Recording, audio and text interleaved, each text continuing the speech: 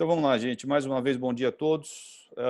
Hoje nós vamos falar um pouquinho sobre adaptações na carga de treino para musculação e crossfit durante esse período de pandemia. Essas reuniões acontecem às terças-feiras às 11 horas, são reuniões abertas, que a gente pede que o pessoal se inscreva antes. Eu vou apresentar um caso aqui, puxando um pouquinho mais para o lado do crossfit. O professor Alberto, que é o nosso responsável da disciplina, que foca bastante no estudo aí com as lesões na musculação, vai falar um pouquinho mais sobre a musculação, tá bom? Perguntas eu peço que enviem aqui por escrito inicialmente, e aí o William vai passando para a gente conforme for entrando no assunto aqui que a gente for abordando, ok? Então vamos lá. Então nossa primeira convidada aqui, a Janaína Garcia, Head Coach da Barão CrossFit em Campinas, Coach da Bodytech também em Campinas, campeã brasileira 2019 na categoria Master 40-44, primeiro lugar no Open Brasil 2019, primeiro lugar na América Latina Qualifier para o Mundial e terceiro na seletiva do TBC 2019, categoria geral. Bem-vinda, Jana. Nos ouve bem? Não estamos te ouvindo, Estou ouvindo, sim. Agora sim. Bem-vinda, bem-vinda. Obrigada pelo convite, doutor. Vou pedir agora aqui para o Alberto apresentar para a gente o Eric. Bom, o Eric ele é formado em engenharia mecânica, fez aí educação física, personal training, atleta e treinador de levantamento básico, né, o powerlift. A gente vai mostrar os movimentos, né? Começou a competir em 2002, participou de 21 campeonatos mundiais. Ele é um dos atletas mais promissores aí da equipe brasileira do powerlifting, né? Foi 27 vezes campeão brasileiro, 16 vezes campeão sul-americano, 9 vezes campeão pan-americano. Ele representa aí uma participação nossa que começou com o Beno Andrioli, com a Confederação Brasileira de Levantamento de Peso. Um abraço aqui para o Júlio Conrado e vários outros atletas que a gente teve a oportunidade de conhecer e de tratar também. Pode seguir, Paulo, por favor. Ô, Eric, você tá ouvindo? Tá ouvindo, Eric? Quiser falar alguma coisinha, fica à vontade. Pode seguir, Paulo. Bom, já vamos falar um pouquinho mais sobre aqui o que é o powerlifting. Nosso terceiro convidado, Thiago Lopes. Thiago, acho que nós já nos encontramos algumas vezes em algum evento, enfim, mas pessoalmente acho que é a primeira vez que a gente consegue conversar. Ele, além de coach da Janaína, ele é o cara que treina basicamente todo mundo que está competindo, que está ganhando, que está se destacando aí no CrossFit, tá? Foi bicampeão do TBC, já participou 8 vezes, terceiro lugar, segundo lugar, 4 vezes atleta e coach nos regionais. Primeiro atleta brasileiro no CrossFit Games em 2017. 11º Qualifier Online Master 2019 do CrossFit Games, e além de treinar esses inúmeros atletas que a gente falou. Bem-vindo, Thiago. Obrigado pelo convite. Vai ser muito bom aí poder participar com vocês. Falar um pouquinho do esporte. Eric, se tiver com a gente aqui, Albertão, se quiser apresentar um pouquinho dessa modalidade, não são todos que conhecem. Eu vou deixa o microfone aberto aí, Eric, você vai falando, aí tem alguns exemplos dos 3 movimentos, né? Então, esse é o movimento terra, que é executado, ele está fazendo uma pegada aí tipo sumô, é bem utilizado para várias modalidades aí para ganho de força, tudo, né? E coloca ali em risco aí o bíceps, principalmente desse braço que fica supinado. Uma ruptura do bíceps distal é bem comum nesse movimento. Você quer comentar alguma coisa, Eric?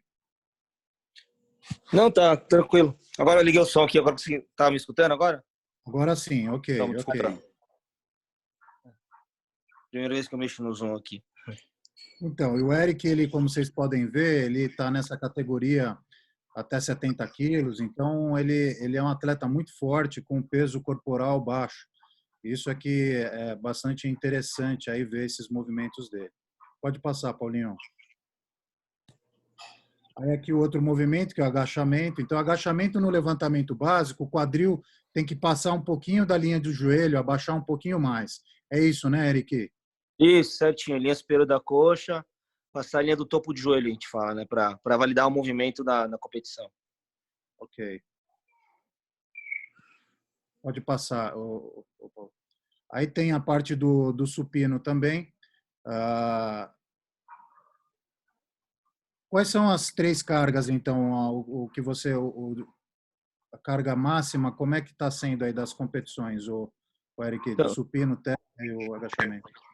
as minhas melhores marcas eu fiz nos mundiais, né, nos campeonatos internacionais, mundiais ou sul-americano, pan-americano. Na categoria até 66 quilos, eu fiz 300 quilos no agachamento, 200 quilos no supino e 265 quilos no terra.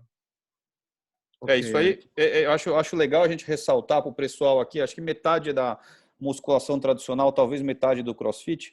Quando a gente vê esses pesos, né, para quem está acostumado a fazer CrossFit, não parece que o Eric é um cara assim tão forte, né? Porque a gente usa peso de borracha. Então fala para a gente, Thiago, se a gente fosse fazer um agachamento com 300 quilos, a gente teria o quê? Umas 12, 14 anilhas daquela de borracha? Não daria nem para botar na barra. Então, para quem está achando... Nem cabe na barra, né, Paulo? Essas anilhas que ele utiliza são especiais, elas são mais fininhas, não tem... E são calibradas oficialmente também, tem todo um... O Eric pode explicar por menor aí, mas os materiais, os equipamentos que a gente utiliza no CrossFit são bem... Não chega a essas cargas, não. Eu tenho um kit de anilhas lá de levantamento básico e elas são metade das anilhas convencionais que a gente utiliza para levantamento de peso olímpico e ainda assim as de levantamento de peso olímpico não oficiais para treinamento, elas são bem mais grossas, né?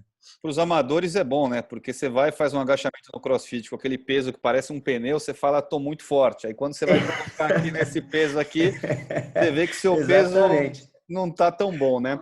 Dando sequência aqui, que a gente vê o nosso quarto convidado aqui, que infelizmente tem estado presente na maioria das nossas reuniões, o Corona, né? Acho que o motivo da gente estar aqui é justamente por conta dele. O que a gente quer falar um pouquinho de forma bem dinâmica são essas adaptações que a gente fez por conta do treinamento. A gente teve a oportunidade, algumas semanas, de receber aqui o Caio Souza, o Arthur Zanetti, mais um preparador da Confederação Brasileira de Judô, também falando um pouquinho sobre essas adaptações.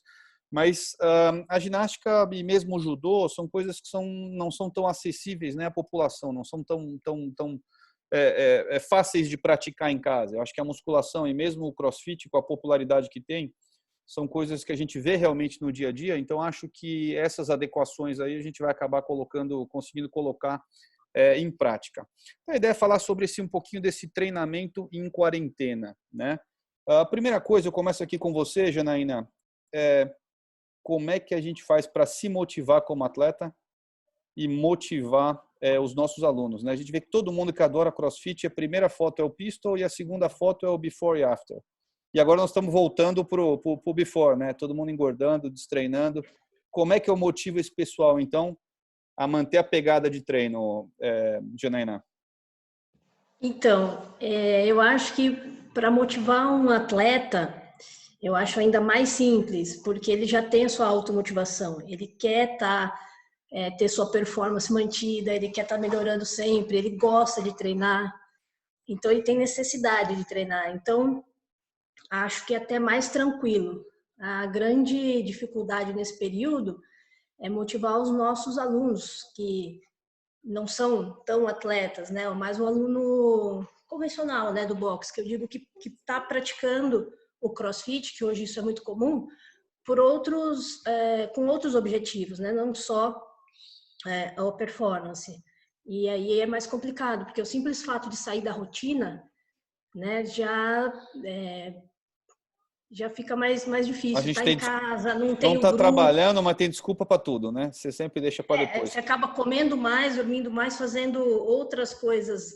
E treinar mesmo, no início ainda o pessoal começa, segue os treinos, depois você sente que vai dando aquela caída, acho que natural, mas o mais importante eu acho que é direcionar para esse público, essas pessoas, porque a gente não pode ficar parado, né? Claro. E também pensar no retorno. Claro, vamos chegar lá. A gente conseguir se manter aí ativo. Retorno, nós vamos falar um pouquinho mais pro finalzinho aqui de como voltar. Tiago, o que você vê aí de tecnologia que a gente pode usar, né? Então a gente vê que tem videoaula, tem aqui o Wii, né, que a gente conhece, começou como um videogame, a gente vê até às vezes o pessoal fazendo reabilitação com isso. É ligar para o pessoal? Você vê que alguém está desmotivado, você vai dar uma ligada, manda um vídeo. Existe, por exemplo, algum tipo de competição? Vocês estão marcando o resultado dos alunos em alguma planilha de uma forma de tentar ver se existe aquela competição saudável entre eles? Como é que você tem usado esses recursos tecnológicos aí na motivação? Junto dos atletas, existe uma ansiedade muito grande, porque a gente estava à vésperas de uma competição, faltando 20 dias para eles competirem, e foi cancelado em virtude da pandemia, da situação que a gente passa. E eles estão muito ansiosos, porque não tem uma expectativa, não tem um calendário, né, para saber, olha, a competição vai acontecer daqui X dias. Então, o protocolo atual é um treinamento de manutenção de performance. Alguns atletas têm condição de ter equipamento, outros não têm, estão utilizando somente exercícios de peso corporal, exercícios de resistência aeróbia, correr, pular corda, enfim. Então, cria aí um estado de ansiedade muito grande nesses atletas. Eu tenho um grupo que eu tenho tentado manter o contato via WhatsApp e mantê-los motivados. Alguns já se encontram em situação bem mentalmente já desgastados, enfim, porque querem treinar e não podem voltar para a academia, para o boxe, não tem peso para levantar. E eles sofrem por causa disso. E através do WhatsApp, eu estou prescrevendo e orientando carga de treino semanalmente e eu vou tentando motivá-los, né? A não parar, porque a situação parar total é horrível, né? É difícil, né? Pior quadro. Isso que você estava falando do equipamento, né? Eu sei que tem um CrossFit em Indaiatuba, meu cunhado treina lá, e eles acabaram emprestando até equipamento, os alunos que são alunos estão há mais tempo, então, assim, tirando as barras, mais um levou, enfim, o kettlebell, levou corda, enfim, eles estão tentando de alguma maneira conseguir fazer com que esse pessoal tenha um pouquinho aí de material. Agora, Eric, conta pra gente aqui, você tá... Desculpa, te cortei, fala, Thiago. Então, a gente tem feito isso, aí montamos uns kits lá com kettlebell, dumbbell e barra para alguns e emprestamos, né? Para tentar manter essa galera ativa. Eric, conta pra gente um pouquinho desse seu ginásio aqui de treinamento. Onde é que é isso daqui? Então, esse é um apartamento e... Estão me escutando, tá, né? Estamos ouvindo. É um apartamento, já tinha meus pesos, eu sou professor da Bodytech também, da Unidade Eldorado. Eu deixava esse meu banco que vocês estão vendo, né? E meus pesos lá na salinha de peso da Bodytech, que eu usava para treinar e o pessoal treinava também. E outras coisas do outro CT de treinamento de powerlifting, de um amigo meu lá no Morumbi. E aí ele emprestou para essa parte do piso, eu fiz um tablado e tal. Então, pelo menos eu consegui ter os pesos e os equipamentos. Você já tinha essa estrutura ou você agora já tinha? A única coisa que eu peguei foi comprei alguns pisos de borracha e o resto isso é a sala da tua casa? Isso, Peguei 2 kettlebells emprestados, é a sala do apartamento. E não deu separação, não? Não, então, no caso, eu vou casar esse ano, tá? Minha esposa vir pra cá, que ela é de outra cidade, e o apartamento tava desalugado, tava livre, entendeu? Ô, Eric, então, uma pergunta. Deu sorte, deu certo. Ô, Eric, uma pergunta. Esse equipamento que você tem aí, ele não é um equipamento o mais técnico possível, né? O banco não é próprio, não é um de competição.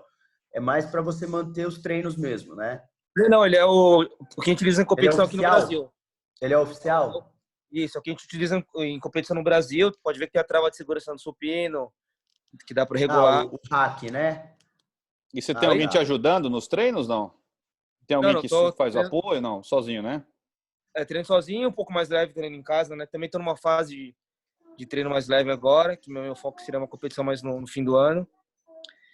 E é isso. Então, mas é o banco que a gente utiliza em competição, assim. Tá, uma coisa que a gente percebe no CrossFit, eu não sei se você já teve essa sensação, os vizinhos dos boxes, eles odeiam a gente, né? Seu vizinho já reclamou de você largando os pesos lá? Como é que foi isso daí? Então no começo teve uma reclamação, porque minha vizinha é a mais chata do prédio, a de baixo, né? Justa de baixo. E agora você está descontando toda a chatice dela. Por sorte, de cima é a síndica. Então a síndica me entende, que vê que não é tanto barulho assim. Então, É mais a vibração, não é? Na verdade, quando o peso toca no chão, faz um barulho. É a vibração do prédio. Eu estou aqui em apartamento também, eu trouxe meus equipamentos todos aqui pro meu apartamento e eu tenho umas almofadas grandes assim para proteger do peso cair. Imagina eu fazendo um levantamento olímpico dentro de um apartamento e o peso cai no chão. Eu estou no 4º andar, estremece tudo, do primeiro até o 8º. E a gente vê que vários boxes Eu fico passam por imaginando isso, ele né? fazendo esse deadlift pesado e batendo essa barra. E olha que você resiste na descida da barra, né? Até chegar a barra no chão. Normalmente a gente não faz isso, eu não desço devagar assim não, mas como tá no apartamento, moro no 6º andar, então tem que descer mais devagar mesmo, senão até vai que o chão não aguenta. Diga, Paulinho, Alberto. eu queria fazer uma outra pergunta para o Eric. Ele treina lá com o Davi Coimbra, que também é um dos melhores treinadores aí do Brasil, Júlio Conrado. Você sabe qual é a realidade dos outros atletas também do movimento básico, assim, Eric? Se eles estão conseguindo treinar, como é que você acha que está a realidade deles? O Davi, ele já treinava, na verdade, a gente se ajuda, né? Ele me ajuda muito nos meus treinamentos, às vezes ajudo ele. Ele já treinava na garagem da casa do amigo nosso, lá em Campinas. Então, ali continua igual. Mas, assim, ele tem uns atletas dele que faz a consultoria online, manda planilha, pede vídeos, eu faço também da mesma forma. E isso a gente teve que se reinventar com alguns, né? Porque alguns ainda conseguem ter peso, e alguns ainda conseguiram os treinamentos, né? Conseguiram peso, barra, enfim. Mas outros não. Tá? Qual que é o percentual de carga, Eric, que você tem feito, por exemplo, assim, do agachamento, percentual da... Então, agora, tanto para mim, assim, na maior parte do treino, a gente meio que veio de uma transição no tempo parado. Teve o Campeonato Brasileiro, que foi agora em final de fevereiro, né? E aí, agora nós veio fase de transição, e após a fase de transição a gente sempre faz um período de hipertrofia. Então, na fase de hipertrofia as cargas são menores, a gente vai em torno de 70% e 75% de uma repetição máxima. Tá.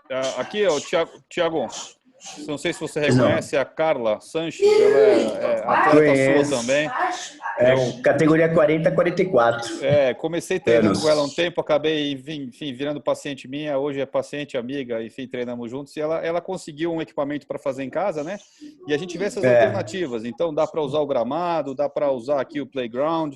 Aqui à direita também tem uma colega que é ortopedista, que também trabalha aí com uma parte de medicina esportiva, que é a Ana Maria Pacola, e ela fazendo, adaptando aqui, cabo de vassoura, parece que aqui a gente tem uma garrafa de leite, né? E, enfim. Não, é um pote de comfort, de amaciante. Ah, já sei de onde veio a ideia, tá entendido. Como é que fica, Thiago? O que você está orientando? Porque assim, a gente vê o pessoal treinando amador, né? Mas o cara que precisa de peso, como o Eric usa, né? O Eric tem equipamento dele em casa. Não dá para pegar um cara competidor e mandar ele fazer com o pote de comfort em casa, que é pouco peso para ele, né? Nada contra a prescrição da nossa coach aqui, Jana, mas para quem treina pesado, isso é muito leve. Como é que fica isso daí para os caras de alto nível? É um processo de destreinamento mesmo? Ou dá para ele se... Vai haver o destreinamento. Eu tento evitar que seja, assim, na capacidade de força. A gente sabe que força não é uma capacidade que você perde do dia para a noite.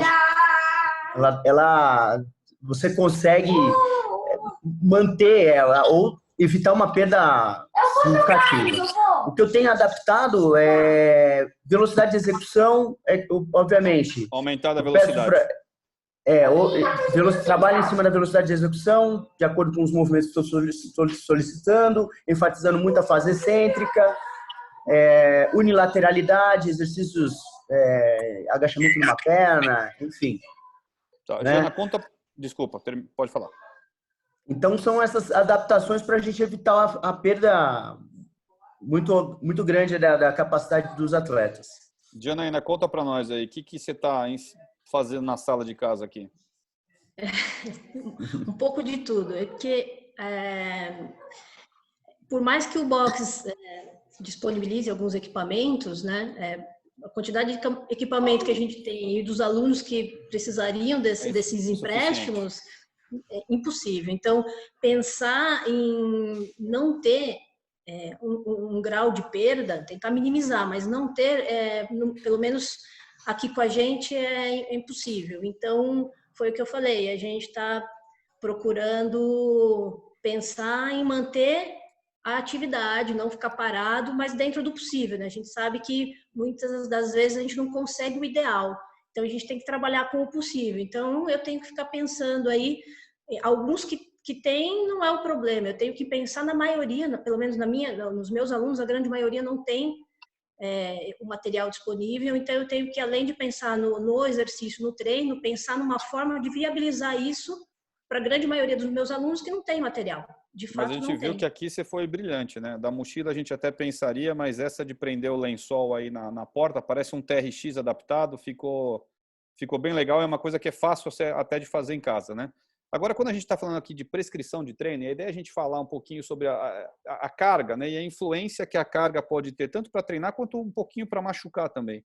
E a gente vai falar de carga e sobrecarga. Quando a gente começa a pensar em carga, a gente imagina isso, uma carga máxima, né? Conta para a gente aqui, o que foi isso daqui, Eric? E esse movimento aí foi ano passado, agora em novembro. Quem não sabe, eu já sou atleta master também, né? Já tenho a master é acima de 40 anos. E aí esse movimento agora do agachamento eu fiz 297,5 kg e quebrei o recorde mundial Master 1, que era de 295 kg. E fui medalha de prata no agachamento entre todos, né? Que isso era o Mundial Open, Mundial aberto, né? Uhum. E aqui temos 3 árbitros jogando o movimento. E o atleta retira a barra do rack, dá um passo para trás, posiciona o joelho, tem que estar estendido, o quadril estendido, a linha do quadril, dá para ver aqui, tem que passar a linha do joelho. Quando terminar o movimento, esticar, o árbitro manda guardar. Isso tem dois comandos, né? De agacha e guarda. A gente fala um pouquinho disso daqui, eu quis colocar esse slide seu mostrando, né? Quando a gente pensa em carga, o conceito que vem é de um cara levantando uma tonelada aí, que basicamente é o que você está fazendo, né? Mas no CrossFit a gente vê que isso é um pouquinho diferente. A carga não é só o PR lá, que a gente fala que é bater o peso máximo, né? A carga, ela tem um conceito um pouquinho mais amplo, e eu acho que essa definição aqui do Comitê Olímpico Internacional, ela casa bem com isso, né? Não é só o peso máximo, mas como o número de repetições, o tempo que você faz, como o Thiago disse, né? Você aumenta a velocidade, a intensidade do movimento mexendo na velocidade, ou mesmo fazendo exercícios excêntricos, ou a dificuldade. Então, por exemplo, a gente pode trocar esse supino que um atleta mais experiente está fazendo por uma flexão de braço, ou mesmo a flexão de braço ajoelhado.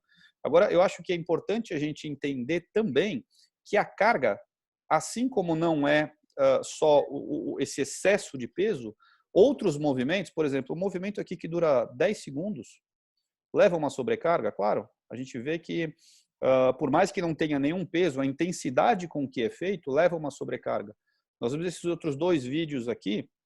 Quanto pesa uma bolinha de tênis de mesa? É uma coisa ínfima, né? Agora, olha a sequência, a troca de bolas que elas fazem. Vocês acham que isso não leva uma sobrecarga na articulação do ombro? Ou mesmo a esquerda aqui, que a gente vê a Simone Biles, que deve pesar 40, 42 quilos, usa um tablado com um amortecimento, mas também isso não leva sobrecarga. Então, acho que para a gente falar um pouquinho das consequências da carga, a gente tem que entender, então, essa carga de uma forma mais ampla. O peso, o número de repetições, o tempo, a dificuldade. Fala para a gente um pouquinho, Thiago, o que é o RX e o Scale? Nem todo mundo aqui, né, em linhas gerais, assim, nem todo mundo aqui é do CrossFit. Então, para ele entender mais ou menos o que seria o RX, o que seria o Scale? Bom, o RX é a carga que o coach recomenda para os atletas, digamos, avançados. E o Scale é a carga que se faz adaptada em relação à carga que foi recomendada para os alunos, para os atletas intermediários e iniciantes. Me corrija se eu estiver errado. O que eu costumo dizer em aulas é que o CrossFit ele não tem uma sequência de exercícios ou carga. Ele tem o desafio do dia. Então, para entender, para quem não é do CrossFit, eu acho mais fácil a gente falar. O seu desafio do dia hoje enfim, é carregar esse peso daqui até lá. Mas nem todo mundo está apto a fazer esse desafio do dia. Então, o Scale é algum escalonamento desse exercício que seria o desafio do dia, do que seria o seu exercício recomendado. Então, RX todos deveriam fazer, é o treino do dia, e Scale qualquer coisa que seja inferior a esse RX. Jana, exatamente. Pode falar.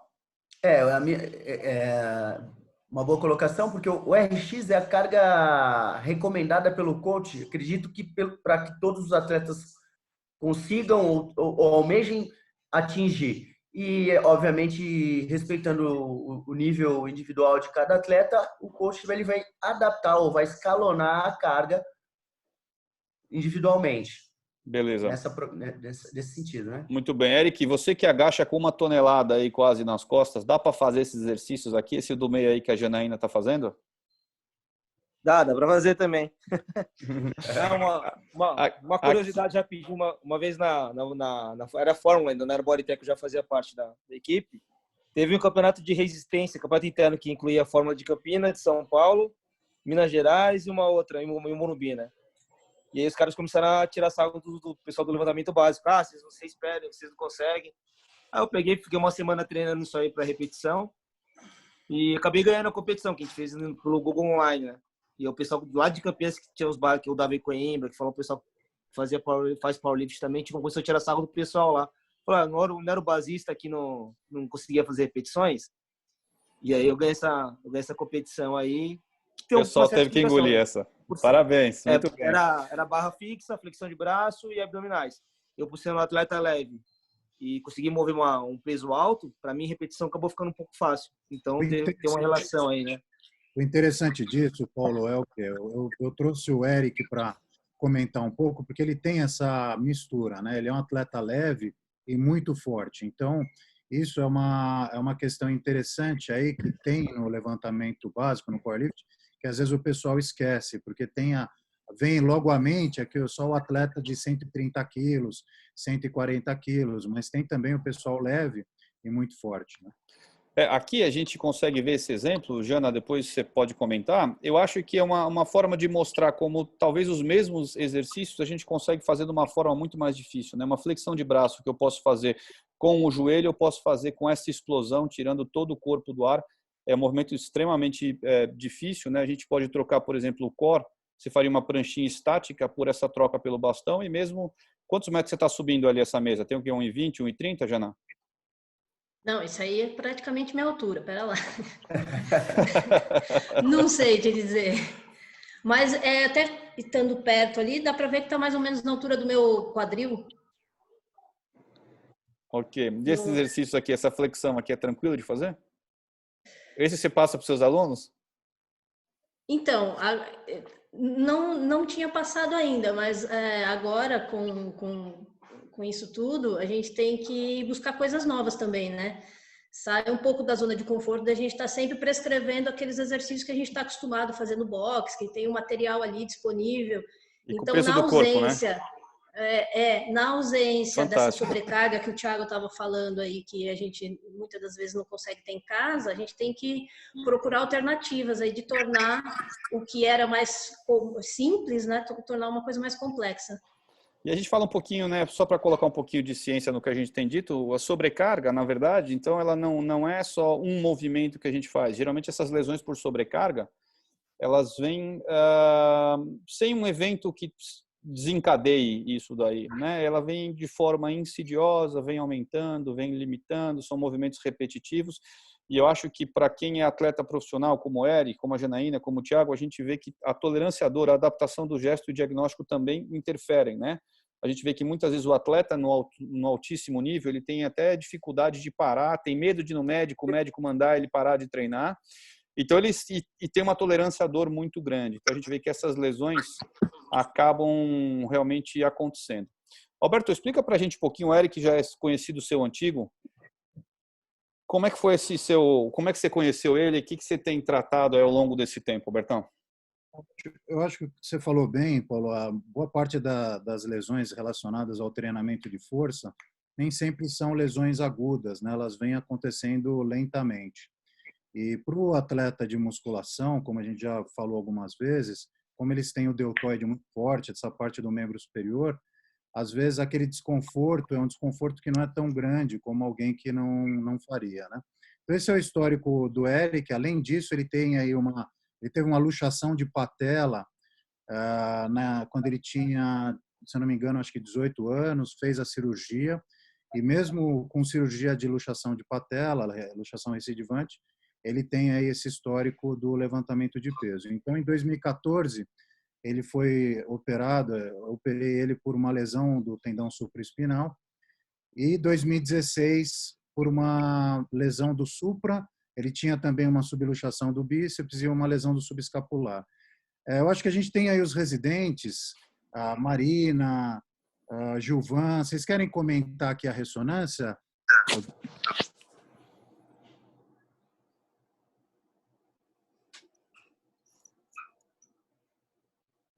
Antes disso, deixa eu passar a palavra para o Eric. Eric, o que você sentia de desconforto em cada um deles? Só para eles saberem. Você tinha dor muito forte, mesmo sem treinar? Mesmo sem treinar ou só treinando? Como é que era o desconforto que você tinha no ombro, tanto para um como para o outro? Quando a gente decidiu operar, o primeiro foi o ombro esquerdo em 2014, eu já estava numa situação que não conseguia, doía parado, atividades normais em casa, não era só treinando, né? Até de repente para tomar um banho, essas coisas, para trocar de roupa, já estava incomodando. Eu falei, bom, então é hora de operar. O primeiro que eu operei o ombro esquerdo, vinha e mexe, a dor vinha, voltava, tomava anti-inflamatório, enfim, cuidava, gelo. Mas quando a gente resolveu operar, já estava numa situação bem desconfortável, né? Ali está escrito errado, o segundo ali é a cirurgia do ombro direito, que foi 2016. Isso, E depois o direito foi que acabou, no caso de 2014 não tinha arrebentado o supraespinal, mas estava bem comprometido já. Em 2016 eu acabei tendo uma ruptura completa do supraespinal, que o pessoal não entende muito ainda, né? Porque tem uns equipamentos que a gente usa para competir, para treinar, que tem a camisa de supino, um macaquinho de agachamento. Se ela é colocada de uma forma meio não encaixada, vamos dizer assim, e se vem com o peso em cima, foi quando o meu ombro girou e acabou rompendo o supraespinal direito durante o movimento. Não tinha arrebentado ainda, né? Uhum. E aí foi quando a gente fez o exame de imagem, viu que arrebentou, e aí teve que operar o direito também. Mas antes de ter essa ruptura, você tinha muita dor, era pouca dor, como é que era? O lado direito não tinha muito. Não era muito, não. Tipo, sentia que tinha uma tendinopatia ali, mas não era uma coisa que incomodava como o esquerdo, que não chegou a arrebentar e a gente operou primeiro, né? Paulo, eu não sei se a Marina, a Gilvan, que são os residentes, os R4, se eles estão... Aí é interessante a gente comentar um pouquinho, se eles puderem comentar um pouquinho a imagem. Marina e Gilvan estão por aqui com a gente, quiserem falar um pouquinho sobre a ressonância? Oi, chefe, bom dia. A gente tem uma ressonância à esquerda num corte coronal, ponderada em T2, né? Isso. Aparentemente, eu acho que eu vejo uma descontinuidade do supra. A gente vê um hipersinal, principalmente na inserção. Um corte axial, eu também acho que vejo, aparentemente tem uma descontinuidade do sub também, no corte do meio, né? A gente observa melhor. Isso. Mariana, você espera assim no atleta de musculação mais a lesão mais bursal, uma lesão mais articular do tendão supraespinal? Como é que geralmente a gente vê isso? Porque ele não é um pouco diferente do atleta arremessador, né? Ele tem aí uma dinâmica um pouco diferente. Não sei dizer, chefe, nesse tipo de atleta, não. Corte axial, você vê o bíceps, como é que você acha que está o bíceps, a posição ali do bíceps ali nesse corte? Deixa eu ver direito. Ou o Gilvan, se o Gilvan quiser ajudar também, ele pode ajudar um pouquinho. O bíceps ali ele está luxado, como você vê. Está lateralizado. Então, uma das indicações aí da gente também ter aí o direcionamento da cirurgia também para o bíceps, né? No operatório ele tinha também uma lesão ali do subescapular, então foi feito um reparo, uma lesão parcial e fez a tenotomia e tenodese do bíceps, né? Então isso você vê, ele é jovem para esse tipo de lesão, né? Uma lesão Se eu não me engano, Eric, você veio trazer sua mãe no consultório, a gente fez a ressonância e acabou tendo aí uma lesão completa, né? Então, isso acontece porque o deltoide é muito forte, então ele mascara um pouco essas questões, né? Por isso Sim, acho que Você quer comentar alguma coisa, Andreoli, Beno, alguma coisa do que vocês também veem dos pacientes no consultório, pacientes da musculação?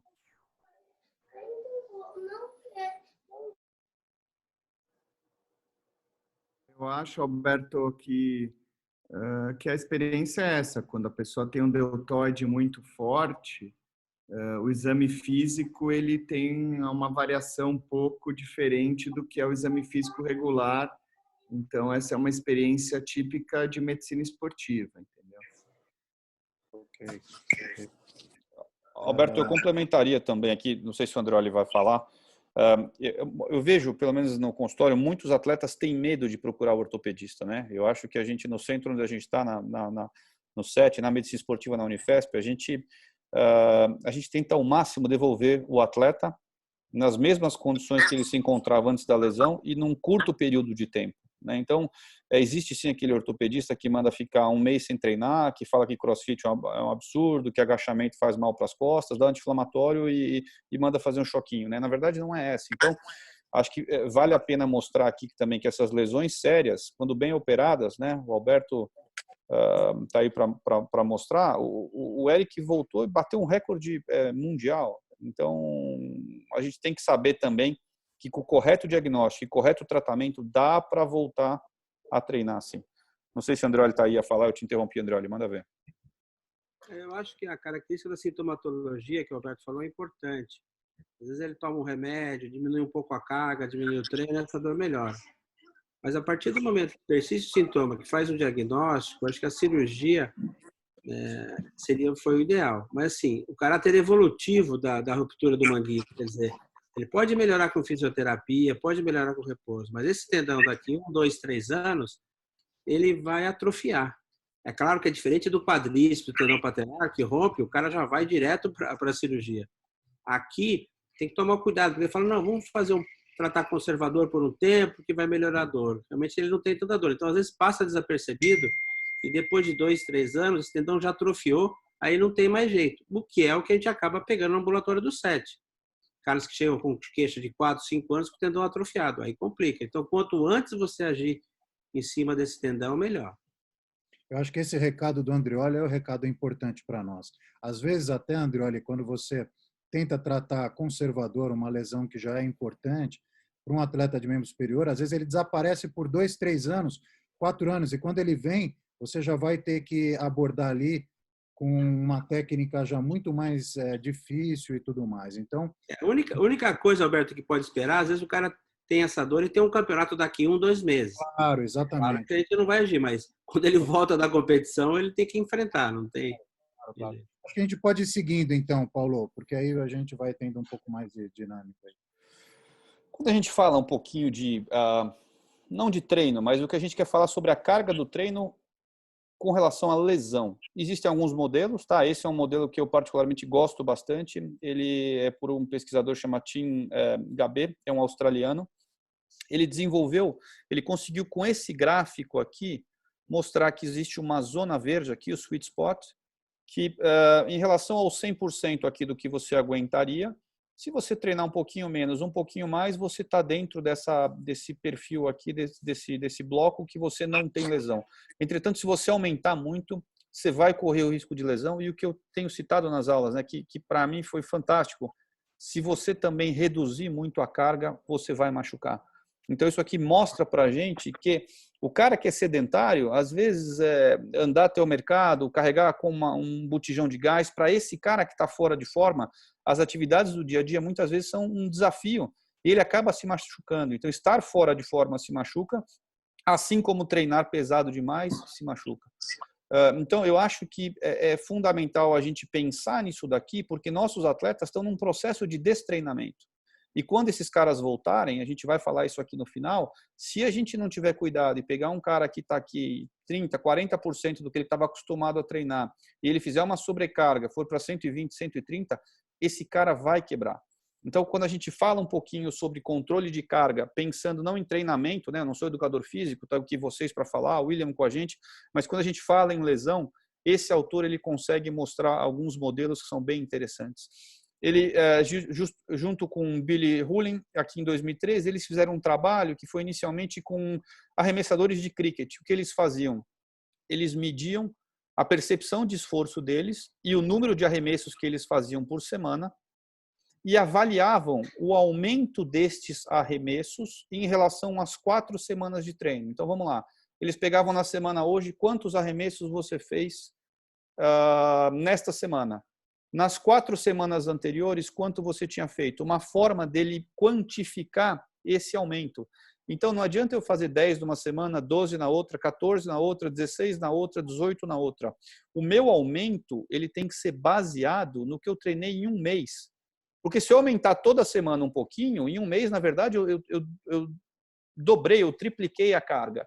Então, esse conceito de carga aguda e carga crônica, essa relação entre elas é uma coisa que tem mostrado para a gente bastante que é eficiente para a prevenção aí das lesões, melhor entendimento e prevenção das lesões, né? Paulo, eu acho que seria interessante nesse momento, se você concordar, a gente escutar um pouquinho o William, que é profissional de educação física, ele trabalha lá conosco também, ver um pouco a visão dele com relação a essas questões. Depois, alguém da físio também, para ver essa questão da reabilitação do pessoal. O que você acha? Perfeito. William, Ronaldo, se na sequência tiver com a gente aqui também, alguém da físio quiser contribuir, por favor, William. Bom dia a todos. É bem interessante, né, que eu estava refletindo aqui agora, se fosse esses treinos, né, feitos em casa hoje, se for pensar uns 25 anos atrás, mais ou menos, que na verdade só existia o treino da musculação com carga, com peso, hoje as pessoas ficariam totalmente, né, os atletas ficariam totalmente perdidos em que fazer em casa, né? Então hoje com a evolução desses exercícios funcionais, foi uma coisa boa que chegou justamente nesse momento que as pessoas sabem treinar com o próprio corpo, porque antigamente não sabiam, né? Antigamente tinha que ter carga, tinha que ter anilha, tinha que ter uma série de coisas. Então, por essa evolução dos exercícios hoje, os exercícios funcionais que as pessoas estão fazendo, então foi uma coisa boa em relação a treino, né? E outra coisa que está evoluindo muito, né, em relação à carga, que você falou bastante, né? A gente tentar chegar nessa carga ótima, né? Qual que seria a carga ideal para a gente se treinar? Então, a gente vê hoje que existem vários testes para a gente chegar numa carga, né, a carga máxima, mas a gente hoje está utilizando muito o VBT, né, o Velocity Basic Training, né, o treinamento baseado em velocidade. Então, o CrossFit usa muito isso, né? Então, você aumenta a velocidade. Se você quer desenvolver força, potência, força é o que é? Massa vezes aceleração. Só que a gente só pensa na massa, em aumentar né, a carga com peso. Na verdade, se você aumentar a aceleração, você está aumentando também a força, a potência. E é o que está acontecendo hoje nos treinamentos, né? Então, nós vimos aí a Janaína saltando, né? Então, em vez dela fazer agachamento, ela está saltando. Então, ela está aumentando a velocidade, né? Uma carga fixa, né? Que é o peso dela, mas, ao mesmo tempo, ela está desenvolvendo força, ela está desenvolvendo potência, né? A mesma coisa com os exercícios de lançamento, né? Então, o que aconteceu nesse trabalho aí é justamente isso. Você acaba aumentando a força, a velocidade, né, do movimento e você consegue desenvolver um ótimo resultado. Então, se a gente for pensar, na verdade, né, hoje, para se treinar em casa, eu recomendo hoje, talvez, o TRX, né, que a gente consegue aumentar essa carga, né, e de acordo com a inclinação, para a gente conseguir aumentar a carga, que eu digo, em relação a peso mesmo, né, que seria o peso do próprio corpo. Então, você faz uma velocidade mais baixa, você tem uma sobrecarga maior. E também fazer o trabalho isométrico, que é muito bom nessa fase, porque ninguém gosta de trabalhar a isometria, mas só que como a gente não tem muita carga hoje em casa, a gente pode trabalhar a isometria, né? E, ao mesmo tempo, conseguir aumentar um pouquinho a velocidade, né? Então, aquelas flexões, né, se não me engano, a Carla fez, a Janaína fez, aumentando a velocidade, então você consegue aumentar a potência. Então, é bem interessante, né, esse trabalho que está sendo desenvolvendo, né? Algumas pessoas até pelo instinto, né, de querer fazer uma coisa diferente, mas com certeza não estão perdendo tanto condicionamento físico assim, né? Alguns movimentos, alguns gestos motores mais clássicos, né, que vai talvez ser mais difícil fazer, no caso do Zanetti lá, que ele adaptou a cadeira, então talvez algumas coisas fiquem mais difíceis, mas eu acho que se conseguir montar um treinamento, né, visando tudo isso, eu acho que fica bem bacana. e principalmente com uma oscilação de cargas também, né? Então, você pode aumentar a carga e fazer um treinamento, uma periodização mais ondulatória, né? Porque aí justamente isso que você falou agora, Paulo, de você não é só subir carga, chega um certo momento que vai chegar numa lesão, né? E como a gente não tem essa carga total agora, a gente pode oscilar em relação a tudo isso. Se alguém da Físio quiser interromper a gente, por favor, fique à vontade, tá? Aqui eu só mostrei. Pode falar. Perguntaram aí para o Eric como é que foi o retorno da força depois da cirurgia. Se o Eric quiser falar um pouquinho como é que foi aí o retorno, a reabilitação, aí depois alguém da Físio comenta junto.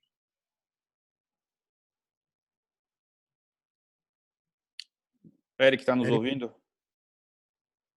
Só Esqueci de ativar o microfone. Fica tranquilo, vamos lá. Como é que foi o retorno? Como é que foi indo, Eric, o retorno? Foi uma pergunta aí do pessoal no chat. Como é que foi o retorno de força para você nos meses subsequentes aí às cirurgias? E aí depois alguém da Físio pode comentar alguma coisa também. Então, na minha 2014, primeira cirurgia, foi um pouco mais complicado, porque eu sou canhoto também, né? Então, eu estava com o lado esquerdo operado. E eu fiquei mais ou menos, que eu me lembro, tipo, quase um mês assim, né? Praticamente parado. E acho que na terceira, na quarta semana, começou a voltar os movimentos, né, de mobilidade de forma passiva. Aí, semana a semana, fui progredindo. Eu lembro que lá eu operei em julho de 2014. Lá por novembro, eu já estava treinando com peso, assim, sem maiores problemas, né? E em outubro já tá treinando com peso, já tava fazendo supino sem maiores problemas. Justamente pelo que o senhor falou também, né? Que por ter a musculatura mais forte, conseguiria retornar os treinos mais rápido. E aí foi tranquilo depois. E só no ano seguinte, fui ter uns problemas de bursite, sinovite, né? Que foi um acúmulo eu voltei a treinar tudo de uma vez também, já visando as competições, mas depois resolveu esse lado esquerdo. E depois, em 2016, quando eu operei o direito, foi mais tranquilo, né? Porque já tinha passado toda essa bagagem do ombro esquerdo, já sabia mais ou menos melhor o que eu poderia fazer, não fazer. O procedimento foi o mesmo, um mês de fisioterapia, mas recuperou mais fácil, né? Acho que até pelo fato de minha mão dominante não ser operada na segunda cirurgia, eu ficava mais quietinho na segunda cirurgia, eu consegui recuperar melhor. Então, foi mais tranquilo na segunda. Obrigado, Eric. Vamos ver alguém da Físio, Paulo, alguém da Físio que quiser comentar, ou residente, ou alguém do staff. Bom, qualquer pessoa da Físio que quiser, por favor, me interrompa, fiquem à vontade, tá? O que a gente estava mostrando... Pode falar. Quem fala? É a Mariana. Opa, só comentar que realmente para a reabilitação dele como ser um atleta de ponta é muito mais fácil, né? Como ele mostrou, não é para todo mundo que um mês ele acaba conseguindo recuperar força ou função, mas ele já tem a memória muscular e já tem muitas adaptações do esporte, então isso facilita. Então a recuperação dele, tanto de operação, é mais fácil. E até nesse caso que a gente estava falando do treinamento, né, em casa, que foi comentado no começo, atletas é mais fácil tanto o estímulo quanto a manutenção, diminuir, na verdade, a perda da massa muscular, né? Acho que uma coisa que facilita muito da gente pensar nessa carga aguda e crônica também é na parte da recuperação que o William estava falando. Então, eu tenho um alto de treinamento, na hora de eu recuperar um pouco, eu não parar. E hoje em dia a gente tem muitas modalidades que favorecem, né? Tanto o trabalho de cadeia cinética, como o trabalho de mobilidade, ativações mais estabilizadoras, que facilitam eu manter uma carga boa sem gerar uma sobrecarga. Então, acho que a evolução e o próprio treinamento do atleta, tanto na recuperação quanto nesse período, ajuda muito hoje em dia. Então, só complementando com isso. Perfeito. Para a gente dar sequência aqui, então isso que a gente estava falando dessa relação da carga aguda, inicialmente foi para atletas de cricket, depois tem outro trabalho que eu mostrei com rugby, futebol, enfim, até que o Comitê Olímpico Internacional ele reconhece e recomenda essa forma de medir carga aguda e crônica, tanto para monitorar o treinamento, também como para minimizar a lesão. Então, acho que para quem está nesse meio, tanto no treinamento quanto no controle de lesão, acho que é fundamental a gente entender que existem esses modelos, né? São modelos, então eles não se enquadram a todos os esportes, você tem que ver qual que é o modelo que é mais adequado para o esporte que você quer estudar. e saber que, enfim, eles não respondem tudo, existem outras coisas que estão envolvidas também nesse treinamento, mas eles ajudam pelo menos a nortear como prevenir essas lesões. Aqui com relação ao CrossFit, Janaína e Thiago, como é que vocês fazem esse aumento de carga? Como é que essa progressão de semana para semana, de mês para mês, a gente sabe que um boxe é completamente heterogêneo, né? E a ideia do CrossFit é que seja heterogêneo, mas como é que eu consigo fazer essa periodização e aumentar isso daí no CrossFit? Oi, Paulo. Olha só, o CrossFit é um esporte de endurance, de resistência. A gente tem que também separar o público de boxe do público que compete, né? Atleta competitivo é uma outra linguagem, e o praticante de CrossFit do boxe, o aluno do dia a dia, também a programação deve ser bem estruturada para não comprometer. Hoje em dia se utiliza muito a escala subjetiva de esforço, PSE, que já está comprovado por estudos, e o tempo de trabalho. Então, basicamente, eu avalio, faço esse controle, esse monitoramento pelo tempo de estímulo e pela carga fisiológica que ele me orienta de acordo com o PSE. O tempo do WOD ou o tempo total de treino? Como é que você usa? O tempo total de treino e a percepção que ele me dá de esforço após esse tempo total. Então, é diferente você treinar, vamos imaginar, o meu tempo total de treino hoje foi de 20 minutos, com uma percepção de esforço de 9 a 10, super exaustivo. Enquanto que no dia seguinte eu posso ter treinado um tempo total de esforço de 50 minutos para uma percepção de esforço entre 7 e 8, que é moderado para intenso. Então, existem protocolos já estudados de quantificação de volume e intensidade através da PSE, que é simples para o professor poder avaliar. A gente usa isso daí diariamente na seleção brasileira de basquete, né? As atletas, a gente tem um cuidado de não fazer imediatamente após o treino. Não sei como é que você faz, porque a sensação que a gente tem de esforço, imediatamente quando você acaba um WOD, se você fizer o que eu sempre dou de exemplo, é o Fran, que para mim é o pior que existe, que é muito intenso, num curto período de tempo. Se você pegar essa percepção imediatamente após o treino, geralmente ela é um pouco mais alta. Então a gente costuma esperar pelo menos uns 20 minutinhos. Quando essas atletas entram no ônibus, a gente usa uma prancheta, enfim, que mede a percepção de esforço, e a gente acha também uma ferramenta que é adequada para monitorar essa flutuação aí de esforços, né? Eric também está aqui com a gente. Se puder falar como é que você usa, qual que é a sua estratégia para subir a carga de uma forma que, enfim, que não aumente muito o risco de lesão, Eric? Opa, agora sim. Ainda mais no esporte que a gente depende da carga máxima, né? Tem que atingir o máximo da performance na força. Como já foi falado, a gente faz força, massa, às vezes aceleração. Então, primeiro, depois da fase de transição, que é a principal competição da pessoa. Então, a gente faz uma fase de transição, férias e tal, né? Para dar uma recuperada em qualquer lesão que venha no pico da performance do ano, que seria a competição principal. Aí, após a transição, a gente vem com uma fase de morfológica, de hipertrofia, para a volta de ganho de massa muscular, para fazer a nossa armadura, né? E conseguir adquirir o máximo de massa muscular para, posteriormente, a gente entrar num treino mais neural, né? De adaptação neural. E aí, que seria isso? A gente começar a trabalhar um pouquinho menos de repetições, um pouquinho mais de carga, mas não de uma forma linear. Quer dizer, tem gente que trabalha linear, eu não gosto.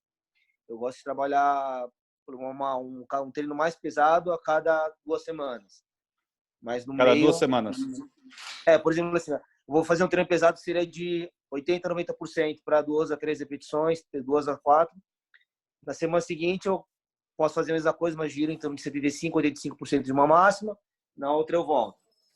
E aí, sempre já calculando desde a data principal de cada competição. Os atletas têm 2 competições no ano, tem 3 competições no ano. Então, meio que a gente já monta a periodização de trás para frente, né? A gente vê a data principal, voltas da semana. Faz uma periodização, um ciclo longo até a competição, né? O que seria até a competição. E toda a programação. E respeitando essas fases de transição, hipertrofia, posteriormente vir entrar com a carga justamente para evitar as lesões, conforme foi falado, né? Janaína, desculpa. Do performance. Alguma coisa diferente, Janaína, que você quer acrescentar? Não, só ressaltar que o controle de carga para um atleta, né, que encara os treinos de uma forma mais compromissada, é mais tranquilo. Para o aluno do box, o cuidado tem que ser maior e ainda mais lento, porque tem a questão ainda, a gente programa semanalmente, né, essa questão da carga aguda e crônica, mas muitas das vezes o O aluno atleta pula uma falta, né? semana, não vai, essa falta de assiduidade e compromisso com o treino também a gente tem que levar em conta, então o processo tem que ser mais lento ainda. Claro, eu acho que levando em conta a existência, enfim, dessa escala, porém, a falta de estudos no CrossFit, a gente acabou, eu, o Alberto e outros colegas aqui que estão participando, a gente acabou fazendo o nosso estudo aqui na medicina esportiva sobre lesões no CrossFit, foi justamente focando a carga de treino, né? O que a gente vê que os estudos prévios, aí, principalmente de 2013 a 2017, focavam mais em prevalência e incidência de lesão e fatores associados, mas não falavam muito sobre carga de treino. Então, a gente começou em 2016 a fazer esse acompanhamento, acabamos publicando agora 2020, cerca de 500 atletas, que nós dividimos a carga de treino deles em grupo scale. Então, vamos lembrar que o scale é aquele percentual do que seria a carga prescrita, né? QRX as prescribed, que seria a carga prescrita. Então, um pessoal que treina scale e um pessoal que treina variando. Ora é uma carga, ora é outra carga. E o que a gente teve de resultado que vem justamente de encontro com isso daí? A gente viu que para cada lesão do grupo scale, o RX machucava mais, que era esperado, né? Então a gente vê que quem treina sempre com a carga pesada machuca mais do que quem treina com a carga leve. Mas esse é o dado mais relevante, mais importante desse nosso estudo, né? A gente viu que quem treina ora pesado, ora leve, machuca 3,5 vezes mais do que quem treina só scale. Como é que a gente interpretou isso daí? O que eu vejo é que são atletas que eles não estão preparados para fazer a carga ARX, mas que querem fazer esse tipo de treino. Então, muitas vezes é um cara iniciante, né? Como o Eric falou, quantos anos ele levou para chegar, para ter essa resistência muscular, para conseguir bater um recorde mundial, né? E o que a gente mais vê nos boxes de CrossFit são atletas que em 3 meses entraram lá, começam a treinar e quer ficar forte, né? Diga, Alberto, eu posso contribuir um pouquinho também com isso que você acabou de falar, que eu dou toda a razão. Na Olimpíada do Rio, a gente participou lá do LPO, né? E no aquecimento, enquanto a gente estava observando o pessoal executando o aquecimento, era impressionante você ver o pessoal chinês, o russo, fazendo os aquecimentos em relação a pessoas, às vezes, de outros países que o levantamento de peso, às vezes, não é tão tradicional. Então, você começa a ver que o treinamento de técnica ele é fundamental dentro dessa questão do esporte de força. Porque, às vezes, a pessoa ela fica brigando e fazendo força em situações que, às vezes, ele treinando a técnica com uma carga menor, quando ele for colocar mais carga, o corpo já está muito bem estabelecido para aquele fim. Então, isso que você falou, eu acredito bastante também e vi isso na Olimpíada nos atletas. Janaína e Thiago, se vocês quiserem contribuir com a gente, é a percepção que vocês têm mesmo? Aquele molecão que chega em 6 meses quer treinar tão pesado quanto você que está há 20 anos no meio aí, fazendo musculação, e esse cara vai se machucar. Conta pra gente os dois aí um pouquinho. É distinguir realmente o atleta profissional e o aluno praticante de CrossFit que não tem lastro de treino. Primeiro que ele não tem lastro de treino, seja qual for o tipo de treino. Às vezes ele, quanto tempo você treina? Eu treino há 1 ano, 2, vem de um trabalho de musculação que não chega nem igual ao do Eric, é bem diferente, não é? A maioria das pessoas elas não sabem ainda treinar força. E levantamento olímpico é uma modalidade que exige muita técnica, ginástica, elementos balísticos da ginástica, tem muito impulso no CrossFit. A sobrecarga nas articulações é muito grande, então tem que realmente adequar e adaptar e escalonar e orientar corretamente para que os alunos entendam que a progressão se faz de forma lenta e gradual, né? O que eu vejo muito é que, como o CrossFit é multimodal, então envolve uma variedade muito grande, né, de exercício para um aluno que está chegando no box e começando a treinar, aprender. E isso causa ansiedade. Então, ele quer logo aprender no ginástico, pull-up, HSPU, ou então nos levantamentos, o clean jerk e tal.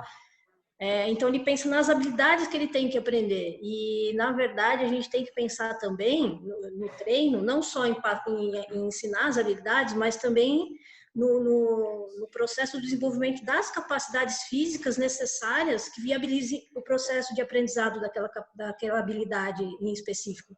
Isso é muito importante. Então, não adianta o aluno, eu quero aprender pull-up. Aí ele chega todo dia, 10, 15 minutos antes da aula, começa a se pendurar e a balançar lá na barra.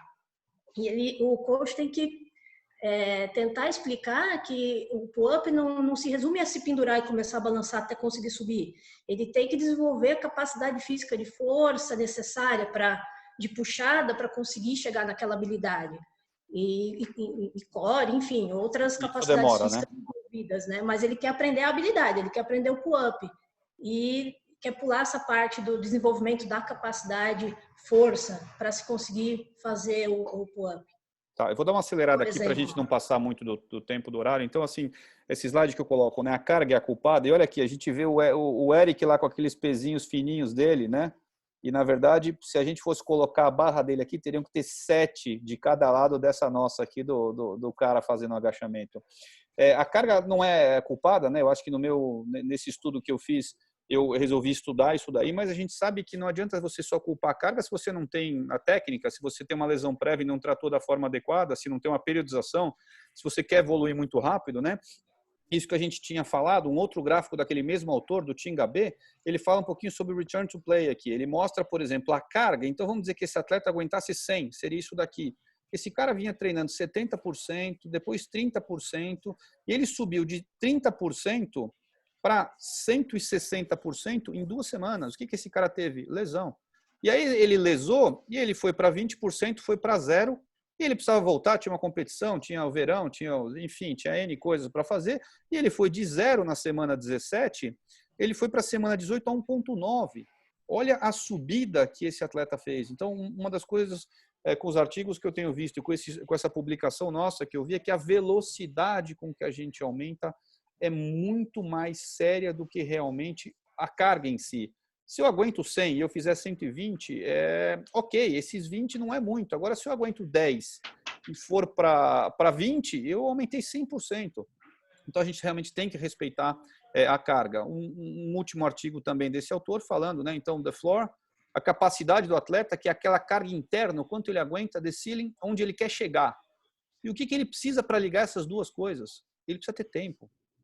Não dá para você querer ser um cara forte do powerlifting, do crossfit, se você treina 3 meses, né? E aí o que eu deixo aqui para a gente abrir para as considerações finais, o que a gente tem tentado fazer é um acompanhamento desses atletas multidisciplinar, né? O médico, eu converso com o físio que está acompanhando e eu converso com o coach. Então, normalmente eu falo para o coach, olha, eu não vou te passar o treino, mas isso aqui ele tem que evitar.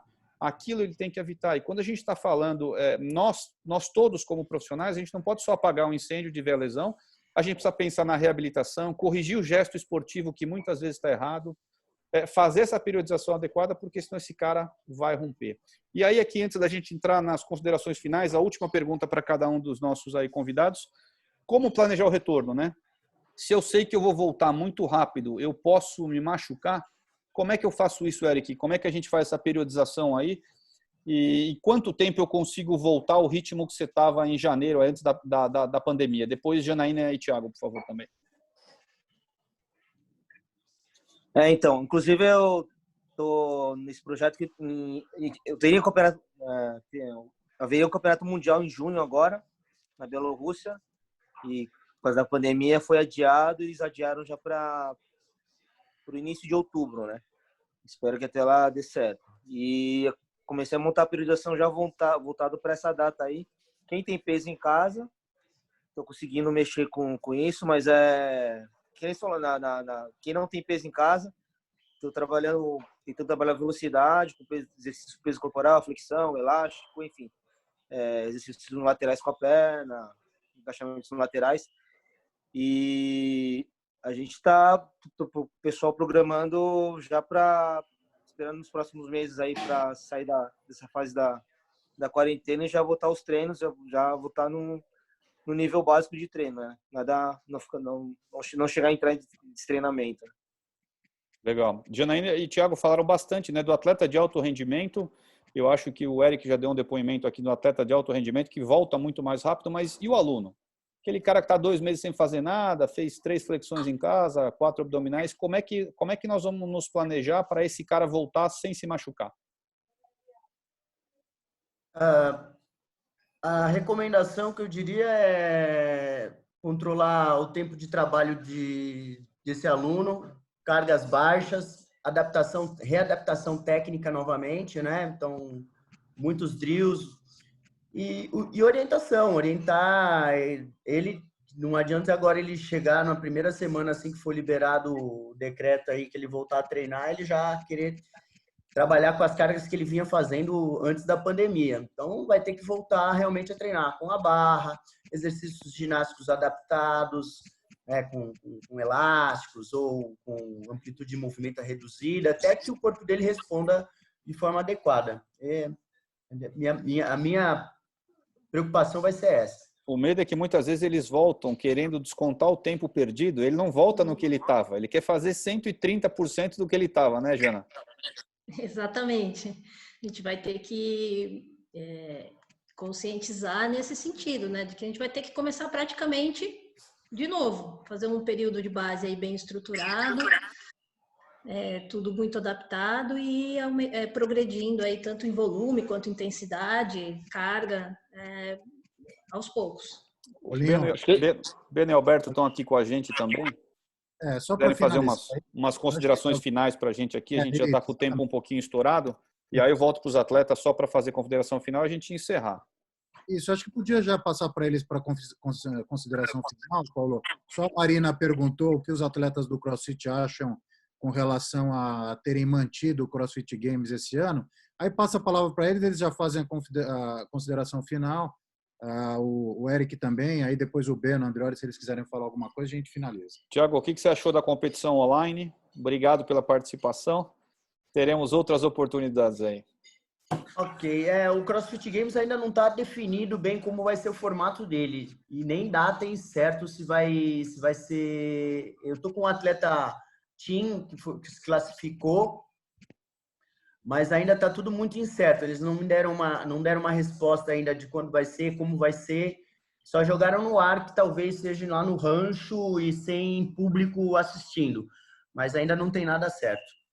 Eu quero agradecer, obrigado pelo convite. Foi ótima essa reunião. Aprendi bastante também. Essa troca de experiência foi, para mim, muito legal. Obrigado mesmo, Paulo. Obrigado. Nós te agradecemos. Janaína? Mesma coisa, quero agradecer aí pelo convite, pela oportunidade de estar participando aqui com vocês e lembrar que não só o Games, né, mas todos os torneios, inclusive o TCB aí está em aberto ainda, né? Vamos ver como vai desencadear tudo isso. Muito obrigado pela participação. Eric?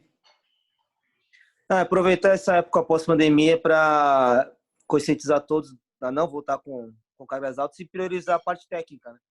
Que é uma parte que é muito importante no início, né, e no recomeço, tanto para evitar lesão quanto para melhorar a performance. Então, estou pegando bastante nessa parte técnica com o pessoal agora também, nas fases com menos peso. E agradecer também agora, agradecer a participação, muito obrigado. Foi uma discussão bem proveitosa. É isso aí. Valeu, pessoal. Beno, Andreoli e Alberto, se quiserem encerrar para a gente. Paulo, eu queria agradecer você aí pela reunião, mais uma reunião proveitosa, trabalho que você teve aí para estar organizando as coisas, fazendo tudo no Zoom, e agradecer a todo mundo que pôde entrar conosco aí participar, porque eu acho que para o esporte de força é isso, é um trabalho multidisciplinar do profissional de educação física, do fisioterapeuta, do médico, do ortopedista, que já trabalha com esporte, todo mundo.